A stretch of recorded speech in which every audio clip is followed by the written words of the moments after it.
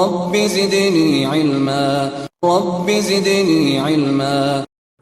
إن الحمد لله نحمده ونستعينه ونستغفره ونعوذ بالله من شرور أنفسنا ومن سيئات أعمالنا.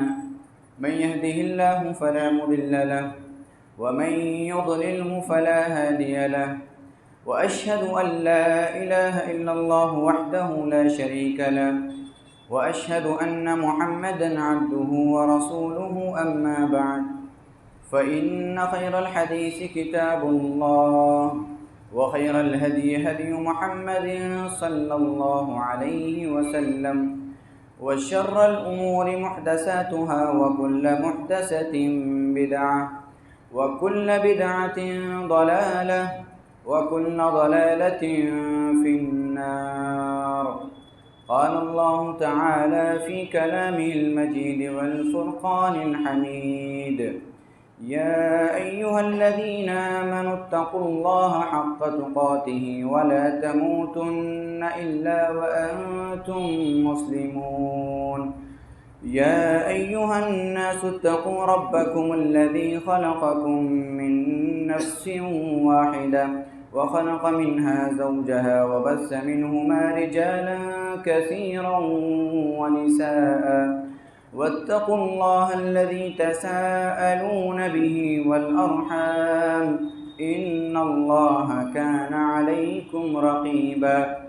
يا أيها الذين آمنوا اتقوا الله وقولوا قولا سديدا يصلح لكم أعمالكم ويغفر لكم ذنوبكم ومن يطع الله ورسوله فقد فاز فوزا عظيما. قال الله تعالى في موضع آخر: وإذ قلنا للملائكة اسجدوا لآدم فسجدوا إلا إبليس أبى واستكبر وكان من الكافرين. تمام قسم کی تعریفات، بڑائی، کبریائی، تکبر، جلال صرف اور صرف اللہ وحدہ لا شریک کے لیے لائق اور مناسب ہیں۔ درود و سلام نازل ہوں تمام انبیاء کرام پر، تمام رسولوں پر، خصوصاً ہمارے اور آپ کے آخری نبی حبیب کبریا جناب محمد رسول اللہ صلی اللہ علیہ وسلم کی ذات پر۔ اللہم صلی علی محمد وعلی آل محمد کما صلیت علی ابراہیم وعلی آل ابراہیم انک حمید مجید۔ اللہم بارک علی محمد وعلی آل محمد کما بارکت علی ابراہیم وعلی آل ابراہیم انک حمید مجید۔ رب اشرح لی صدری ویسر لی امری واحلل عقدۃ من لسانی یفقہوا قولی رب زدنی علما۔ حاضرین جمعہ، اللہ رب العالمین نے اس دنیا کی پیدائش کا جب ارادہ کیا، اس دنیا کو انسانوں سے بھرنے اور انسانوں سے آباد کرنے کا ارادہ کیا، تو آدم علیہ السلام کی پیدائش کی گئی۔ آدم علیہ السلام کو اللہ رب العالمین نے اپنے ہاتھوں سے پیدا فرمایا، انہی سے ان کی بیوی حوا علیہ السلام کو پیدا فرمایا، اور پیدا فرمانے کے بعد ان دونوں کو جنت میں رہنے کا ایک عظیم موقع دیا، جنت کی نعمتوں سے فائدہ اٹھانے کا موقع دیا۔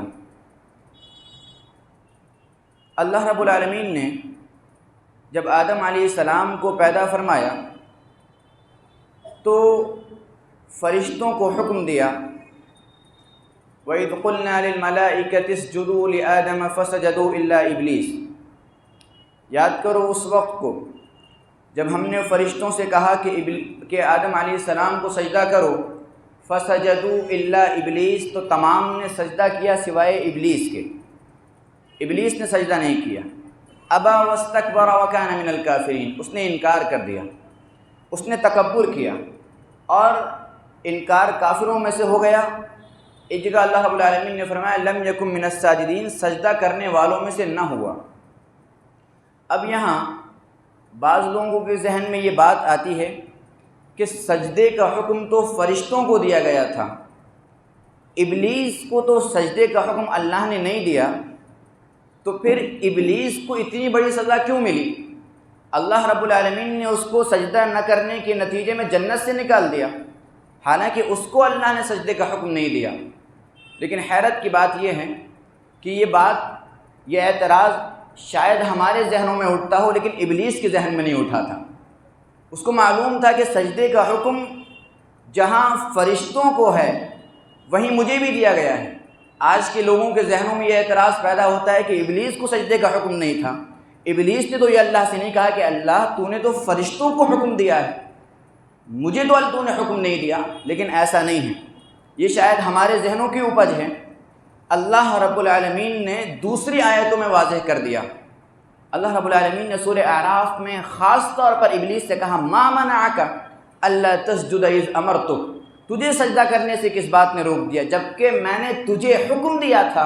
معلوم یہ ہوا کہ سجدے کا حکم ابلیس کو بھی تھا، ابلیس نے سجدہ نہیں کیا، ابلیس نے سجدے سے انکار کر دیا، اور وہ یہ بھول بیٹھا کہ سجدے کا حکم دینے والا کون ہے، بلکہ اس نے الٹا اعتراض کیا، اپنی فضیلت جتائی، کہا انا خیر من، میں اس سے بہتر ہوں، میں آگ سے پیدا ہوں، یہ مٹی سے پیدا کیا گیا ہے، تم آگ کو مٹی کے سامنے جھکنے کا حکم دیتے ہو، ایسا کیسے ہو سکتا؟ آگ افضل ہے، خلقتنی من نار وخلقتہ من طین، تو نے مجھے آگ سے پیدا کیا، اس کو مٹی سے پیدا کیا۔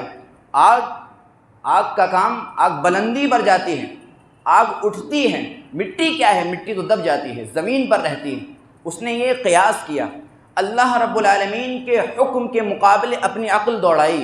یاد رکھیں، ایک انسان عقل کا استعمال اللہ رب العالمین کی شریعت کو سمجھنے کے لیے کرتا ہے، ایسا عقل کا استعمال اللہ رب العالمین کے یہاں قابل تعریف ہے۔ اللہ رب العالمین نے قرآن میں کئی مقامات پر فرمایا تم غور کرو، غور و فکر کرو، عقل سے کام لو، افلا تعقلون، کیا تم عقل سے کام نہیں لیتے؟ لیکن ابلیس نے جو عقل کا استعمال کیا وہ اللہ کے حکم کا انکار کرنے کے لیے اور اللہ کے حکم پر عمل نہ کرنے کے نتیجے میں اس نے عقل کا استعمال کیا۔ تو ایسی عقل کا استعمال اور ایسا قیاس جہاں اللہ کے حکم پر عمل کرنا مقصود نہ ہو، اللہ کے حکم کو نکارنا مقصود ہو، اللہ کے حکم کا انکار مقصود ہو، ایسی عقل کا استعمال شریعت میں جائز نہیں ہے، ایسے قیاس کا استعمال شریعت میں جائز نہیں ہے۔ جہاں اللہ کا حکم آ جائے، اللہ کا حکم واضح ہو، ہمارا وتیرہ یہ ہونا چاہیے، ہم کہیں سمعنا و اطعنا، ہم نے سنا اور اللہ رب العالمین کی بات کو مان لیا، اطاعت کی۔ ہم وہ لوگ نہیں ہیں جو اللہ رب العالمین کے حکم میں ٹال مٹول کریں، اللہ رب العالمین کے حکم پر عمل نہ کرنے کے بہانے ڈھونڈیں اور اللہ رب العالمین کے حکم سے بھاگنے کے راستے اختیار کریں۔ یہ ایک مومن اور مسلمان کا شیوہ نہیں ہے، یہ ایک شیطانی راستہ ہے کہ انسان اللہ کے حکم کے مقابلے اپنی عقل کے گھوڑے دوڑائے اور اللہ رب العالمین کے حکم کا انکار کر دے۔ اس نے کہا انا خیر من، میں بہتر ہوں، اس کے اندر انانیت پیدا ہو گئی، تکبر پیدا ہو گیا۔ اور یاد رکھیں، جس شخص کے اندر انانیت پیدا ہو جائے، انا وہ کہنے والا ہو جائے، تکبر کرنے والا ہو جائے، اللہ رب العالمین ایسے شخص کو باقی نہیں رکھتا، اس کو برباد کر دیتا ہے۔ اللہ رب العالمین نے ابلیس کو تکبر کے نتیجے میں جنت سے باہر نکال دیا۔ اللہ رب العالمین نے فرعون کو انا ربکم الاعلی کہنے کے نتیجے میں تمہارا سب سے بڑا رب ہوں، اللہ رب العالمین نے اس کو اسی سمندر میں، اسی دریا میں غرق کر دیا جس کے بارے میں وہ فخر کیا کرتا تھا اور کہا کرتا تھا کہ میں وہ ہوں کہ جس کے محل کے نیچے سے نہریں بہتی ہیں، دریا بہتا ہے۔ اللہ رب العالمین نے اس کو اسی دریا میں غرق کر دیا، اسی پانی میں غرق کر دیا جس پانی پر وہ فخر اور تکبر کیا کرتا تھا۔ اللہ رب العالمین نے قارون کا واقعہ ذکر کیا۔ قارون بنی اسرائیل کا ایک بہت مالدار شخص تھا، اس کے خزانے اتنے بڑے تھے، اتنے زیادہ تھے کہ ان خزانوں کی چابیاں اٹھانے کے لیے ایک جماعت درکار ہوتی تھی، ایک جماعت کی ضرورت پڑتی تھی صرف خزانوں کی چابیاں اٹھانے کے لیے۔ اب آپ غور کریں کتنا خزانہ ہوگا۔ اللہ رب العالمین نے اس کو خزانہ دیا، بجائے اس کے کہ وہ یہ کہتا کہ اللہ کی نعمت ہے، اللہ کا احسان ہے، اللہ کا فضل ہے۔ اس نے کیا کہا؟ انما اوتیتہ علی علم عندی، یہ ساری دولتیں مجھے میرے علم کی بدولت ملی ہیں۔ میرے پاس جو علم ہے، میرے پاس جو نالج ہے، میرے پاس جو ایکسپیرینس ہے اور تجربہ ہے، اس کے نتیجے میں مجھے ملا ہے۔ کسی کا کوئی دخل نہیں ہے، اللہ رب العالمین کا کوئی دخل نہیں، میرے علم کے نتیجے میں یہ ساری دولتیں، یہ ساری مال و دولت جو ہیں یہ مجھے ملی ہیں۔ اللہ رب العالمین نے کیا کیا؟ فَخَسَفْنَا بِهِ وَبِدَارِهِ الْأَرْضِ، اللہ رب العالمین نے اس کو بھی اور اس کے گھر کو زمین میں دھسا دیا، زمین میں دھسا دیا، اس کو تباہ و برباد کر دیا۔ اللہ رب العالمین تکبر کرنے والوں کو اور انانیت پسند لوگوں کو رب العالمین محبت نہیں کرتا، ان کو تباہ و برباد کر ڈالتا ہے، کسی نہ کسی نتیجے میں، کسی نہ کسی طریقے سے وہ تباہ ہو جاتے ہیں۔ سامعین آگے دیکھیں، اس نے یہ کہا کہ میں ان سے بہتر ہوں، مجھے آگ سے پیدا کیا گیا ہے اور اسے مٹی سے پیدا کیا گیا ہے۔ گویا اس نے آگ کو مٹی سے افضل بتایا، اس نے اپنے سجدہ نہ کرنے کی وجہ بتائی، حالانکہ یہ قیاس بالکل غلط ہے۔ آگ کے مقابلے مٹی افضل ہے، آگ چیزوں کو تباہ و برباد کر دیتی ہے۔ ایک اچھے سے باغ میں اگر آگ لگ جائے تو وہ خاکستر ہو جاتا ہے، وہی مٹی کی خصوصیت یہ ہے کہ مٹی چیزوں کو اگاتی ہے، مٹی چیزوں کو پروان چڑھاتی ہے۔ اس نے آگ کو افضل کہا، جبکہ مٹی افضل ہے کہ مٹی کے اندر اگانے کی صلاحیت ہے، آگ کے اندر برباد کرنے کی صلاحیت ہے۔ آگ چیزوں کو آباد نہیں کرتی، آگ چیزوں کو اگاتی نہیں ہے، مٹی اگاتی ہے۔ اس نے غلط طور پر اپنا قیاس اور عقل دوڑائی اور اس کی یہ بات مناسب نہیں تھی۔ اب آپ دیکھیں، اتنی بڑی نافرمانی کرنے کے بعد بھی اللہ رب العالمین نے سجدے کا حکم دیا، سجدہ نہیں کیا، اس کے بعد کیا کہتا ہے؟ آپ دیکھیں تکبر کس قدر تھا اس کا۔ اللہ رب العالمین نے جب یہ کہا قال فاہبط منها فما يكون لك ان تتكبر فيها فاخرج انك من الصاغرين، اللہ نے کہا تیرے لیے مناسب نہیں جنت میں رہنا، تکبر کرے اور جنت میں رہے، ایسا نہیں ہو سکتا۔ جنت کے اندر تواضع چاہیے، اللہ رب العالمین کی فرما برداری چاہیے، اللہ رب العالمین کے احکام پر عمل کرنا چاہیے۔ اللہ نے کہا جا تو نکل جا، تو دھتکارے لوگوں میں سے، حقیر لوگوں میں سے۔ اس وقت کیا کہا اس نے؟ کہا ربی انذرنی الی یوم یبعثون، اے میرے رب مجھے مہلت دے دے، مجھے مہلت دے اس دن تک جب لوگوں کو دوبارہ اٹھایا جائے گا۔ اللہ رب العالمین نے اس کی یہ دعا قبول کر لی، انک من المنذرین۔ آپ دیکھیں رب العالمین کتنا حلیم ہے، کتنا بردبار ہے۔ ایسا ظالم اور متکبر شخص جس نے ابھی اللہ رب العالمین کے حکم کی نافرمانی کی تھی، سجدہ کرنے سے انکار کیا تھا، رب العالمین نے اس کی دعا قبول کی، اس کو مہلت دے دی۔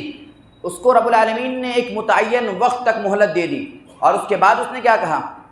قال ربی فبما اغویتنی لاقعدن لهم صراطک المستقیم۔ کہا اے میرے رب تو نے مجھے گمراہ کیا ہے، تو نے مجھے گمراہ کیا ہے، اس لیے میں تیرے بندوں کے راستے میں بیٹھ جاؤں گا، سیدھے راستے میں بیٹھ جاؤں گا۔ صراطک المستقیم، تیرا جو سیدھا راستہ ہے، جو راہ تیری طرف لوگوں کو پہنچاتی ہے، اس راستے میں بیٹھ جاؤں گا۔ یعنی سجدہ کرنے سے انکار کیا، اور اس کے بعد اللہ رب العالمین سے کہہ رہا ہے کہ تو نے مجھے گمراہ کیا ہے، اس لیے میں تیرے بندوں کو چھوڑوں گا نہیں، ان کو بھی گمراہ کر دوں گا۔ جیسے میں ڈوبا ہوں ویسے ہی ان لوگوں کو ڈوب کر ان کو جہنم میں داخل کر دوں گا، جہنم میں اپنے ساتھ لے کر دوں گا۔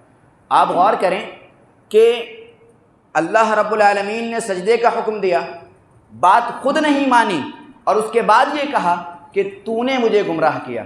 علماء کرام کہتے ہیں کہ ابلیس نے سجدہ کرنے سے انکار کیا، اس کے بعد بھی اگر وہ توبہ کر لیتا تو رب العالمین اس کی توبہ قبول فرماتا، کیونکہ جب اس نے اللہ سے مہلت مانگی کہ اللہ مجھے مہلت دے دے، اللہ نے اسے مہلت دی۔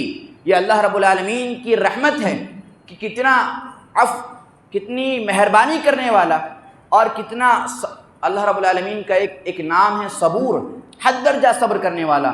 اللہ رب العالمین کی ایک صفت حلیم، رب العالمین کتنا درگزر کرنے والا ہے کہ ایسے متکبر شخص کو رب العالمین نے مہلت دے دی۔ آگے جب اللہ رب العالمین نے آدم علیہ السلام کو جنت میں بسایا، جنت میں بسانے کے بعد کہا یا آدم اسکن انت وزوجک الجنہ فکلا من حیث شئتما، اے آدم تم اور تمہاری بیوی جنت میں رہو اور جہاں سے چاہو کھانا، جتنا چاہو کھانا، ولا تقربا هذه الشجرہ، لیکن اس درخت کے قریب نہ جانا۔ ایک خاص درخت کی طرف اشارہ کر کے فرمایا اس درخت کے قریب نہ جانا، باقی جنت میں جو چاہو کھاؤ۔ معلوم کیا ہوا کہ دنیا کے اندر بھی یہ اصول ہے کہ دنیا کے اندر بھی اللہ رب العالمین نے حلال آپشن زیادہ رکھے ہیں، حرام بہت کم ہے۔ دنیا کی ساری چیزیں حلال ہیں سوائے ان کے جن کو اللہ رب العالمین نے حرام کر دیا ہو۔ اس لیے آپ دیکھیں، آپ کو حرام کی لسٹ مل جائے گی، آپ کو حلال کی لسٹ نہیں ملے گی، کیونکہ حلال بہت زیادہ ہیں، حرام بہت کم ہیں۔ آپ دیکھیں قرآن میں ہے حرمت علیکم المیتہ والدم ولحم الخنزیر، اور اس طرح کی بہت ساری تفصیلیں مل جائیں گی۔ کیوں؟ کیونکہ حلال بہت زیادہ ہیں۔ اللہ رب العالمین نے جنت کی ساری نعمتیں ان کے لیے مہیا فرمائی تھی سوائے ایک درخت کے، اور اسی ایک درخت میں آدم علیہ السلام کا امتحان ہو گیا۔ اسی ایک درخت میں اللہ رب العالمین نے آزمائش لے لی اور کہا تھا وَلَا تَقْرَبَا هَذِهِ الشَّجَرَةَ، اس درخت کے قریب نہ جانا۔ یہ نہیں کہا تھا کہ اس درخت کا پھل نہ کھانا، دونوں میں بہت فرق ہے۔ اگر یہ کہا جائے کہ اس درخت کے قریب نہ جانا، اس کا مطلب یہ ہے کہ اس درخت تک پہنچانے والے جتنے راستے ہوں ان راستوں سے بھی دور رہنا، کیونکہ اگر تم ان راستوں پر چل پڑے تو ممکن ہے کہ تم اس حرام کام میں پڑ جاؤ گے۔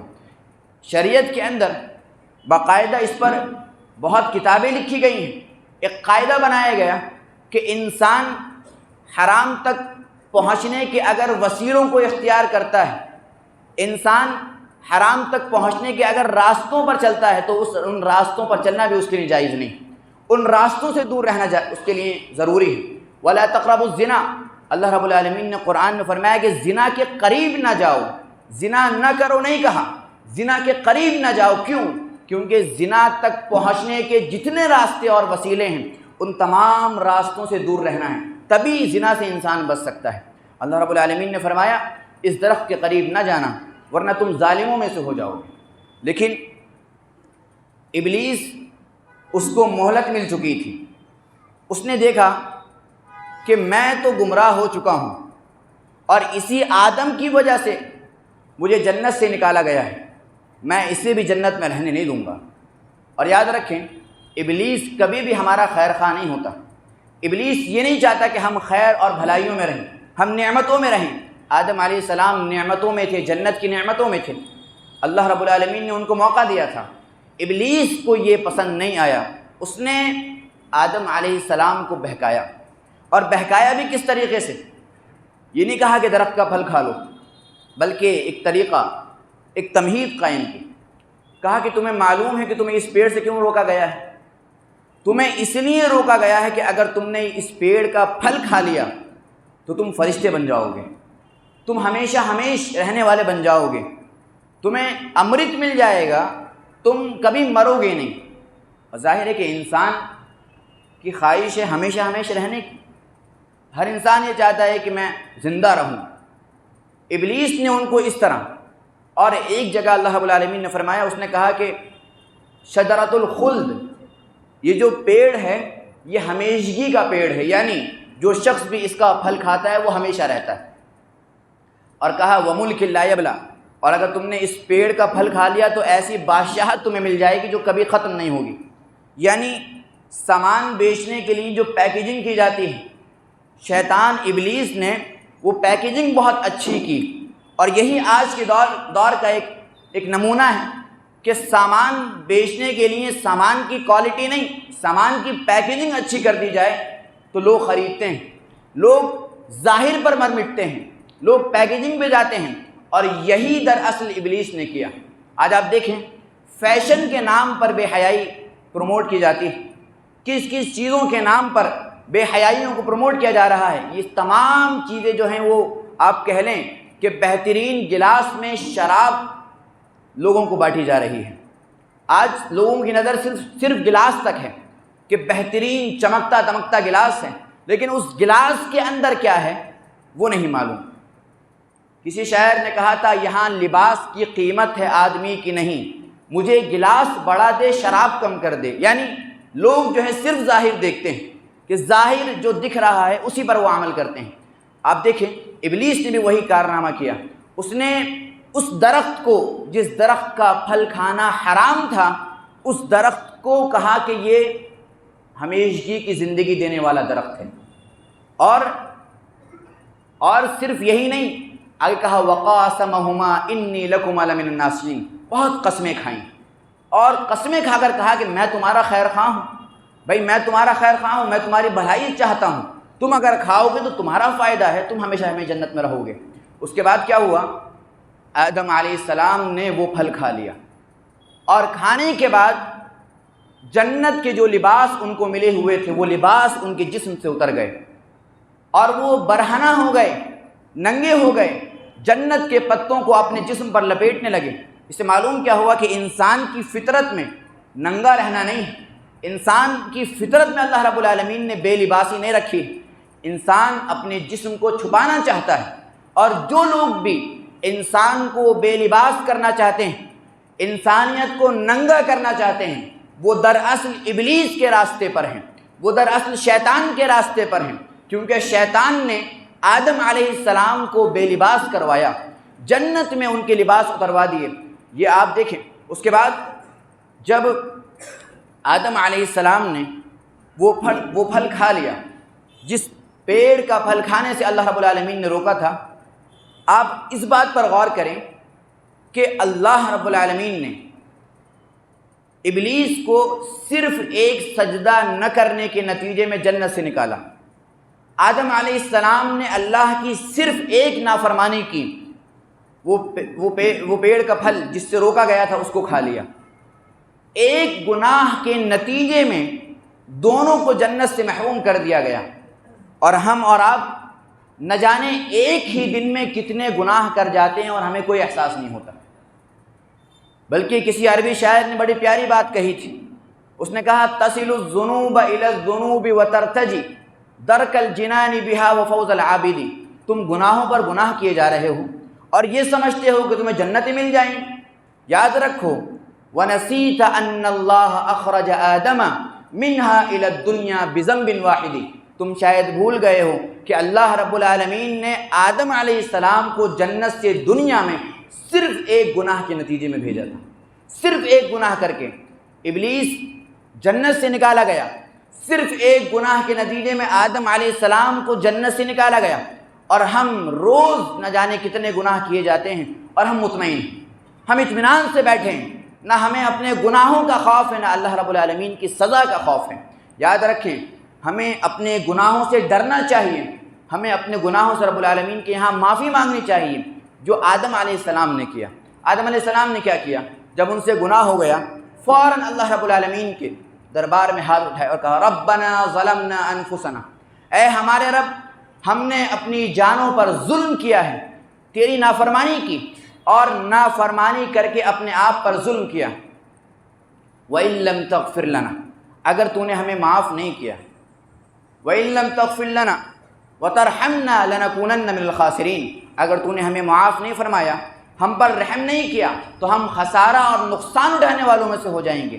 یاد رکھیں، ایک طرف ابلیس ہے جو اپنی انانیت میں اتنا آگے بڑھا ہوا ہے کہ اس نے اللہ رب العالمین سے اپنی آزادی اور اپنے گناہوں پر ڈٹ جانے کے لیے مہلت مانگی، اور ایک طرف آدم علیہ السلام کی فطرت اور ان کی طبیعت ہے، کتنا تواضع کہ رب العالمین کے یہاں جب ان سے گناہ ہو گیا تو انہوں نے ہٹ دھرمی کا مظاہرہ نہیں کیا، انہوں نے اپنے گناہوں پر اصرار نہیں کیا، وہ اپنے گناہوں پر جمے نہیں، بلکہ فوراً اللہ رب العالمین کے یہاں ہاتھ اٹھائے اور عاجزی کے طور پر، عاجزانہ طور پر، منکسرانہ طور پر رب العالمین کے سامنے دعا فرمائی کہ اے اللہ ہمیں بخش دے، ہم نے ظلم کیا ہے، اپنے گناہوں کا اعتراف کیا۔ یاد رکھیں، ہم بہت سارے گناہ کرتے ہیں، لیکن ہم اللہ رب العالمین کے سامنے اس بات کا اقرار نہیں کرتے کہ اللہ ہم گنہگار ہیں۔ ہم اس بات کا اقرار کریں کہ اے اللہ ہم نے بہت سارے گناہ کیے ہیں، ہم بہت گنہگار ہیں، لیکن تیری رحمت اور مغفرت کا جو دریا ہے وہ بہت وسیع ہے، تو آدم علیہ السلام کو معاف کر سکتا ہے، تو دنیا کے انتہائی آپ دیکھیں کہ 99 قتل کرنے والے شخص کو، 100 قتل کرنے والے شخص کو رب العالمین نے معاف فرما دیا۔ جب اس طرح کے لوگوں کو رب العالمین معاف فرما سکتا ہے تو ہم اور آپ اللہ رب العالمین کی رحمت سے مایوس کیوں ہیں؟ رب العالمین کے سامنے دعائیں کریں کہ رب العالمین ہم سے گناہ ہو گئے، ہم اپنے گناہوں کی معافی چاہتے ہیں، اور اگر تو نے ہمیں معاف نہیں کیا تو ہم خسارے میں پڑ جائیں گے، ہم نقصان میں پڑ جائیں گے۔ یہ آدم علیہ السلام کی دعا سے ہمیں معلوم ہوتا ہے۔ اور یاد رکھیں، ہمیشہ رب العالمین سے اپنا رشتہ مضبوط کیے رہیں، کیونکہ رب العالمین سے جہاں رشتہ ٹوٹتا ہے وہاں انسان ذلیل و خوار ہوتا ہے، انسان مشقت اور پریشانی میں پڑ جاتا ہے، انسان نقصان میں پڑ جاتا ہے۔ رب العالمین کے احکامات پر عمل کرنے کے نتیجے میں رب العالمین انسان کو بلندی عطا فرماتا ہے، اور جہاں انسان نافرمانی کی زندگی گزارنے لگے اس پر مشقتیں اور پریشانیاں آتی ہیں۔ جیسے آدم علیہ السلام پر رب العالمین کی طرف سے یہ مشقت اور آزمائش آئی کہ ان کو جنت جیسی عظیم جگہ سے بھیج کر نکال کر دنیا کے اندر رب العالمین نے بسا دیا۔ سامعین، اس طرح کی اور بہت ساری باتیں ہیں جو اس قصے سے ہمیں معلوم ہوتی ہیں، لیکن میں اپنی بات کو انہی چند دروس اور نصیحتوں پر ختم کروں گا۔ رب العالمین سے دعا ہے کہ وہ ہم تمام کو کہنے سننے سے زیادہ عمل کی توفیق دے۔ رب العالمین قرآنی واقعات کو سمجھنے، پڑھنے اور ان کے مطابق اپنی زندگی گزارنے کی توفیق دے، ان سے سبق حاصل کر کر اپنی زندگی کو راہ راست پر لانے کی توفیق دے۔ رب العالمین ہم میں سے جو بیمار ہیں، کسی بھی طرح کی پریشانی میں گرفتار ہیں، تو خاص اپنے فضل اور خاص اپنی رحمت سے ان کو ان بیماریوں سے نجات دے۔ آج ہمارے ایک دوست، ان کی اہلیہ کا انتقال ہو گیا صبح۔ آپ تمام سے گزارش ہے کہ ان کے لیے دعا فرمائیں کہ رب العالمین ان کے لفظوں کو معاف فرمائیں اور ان کو جنت الفردوس میں اعلیٰ سے اعلیٰ مقام عطا فرمائیں۔ آمین۔ وآخر دعوانا ان الحمد للہ رب العالمین۔ السلام علیکم۔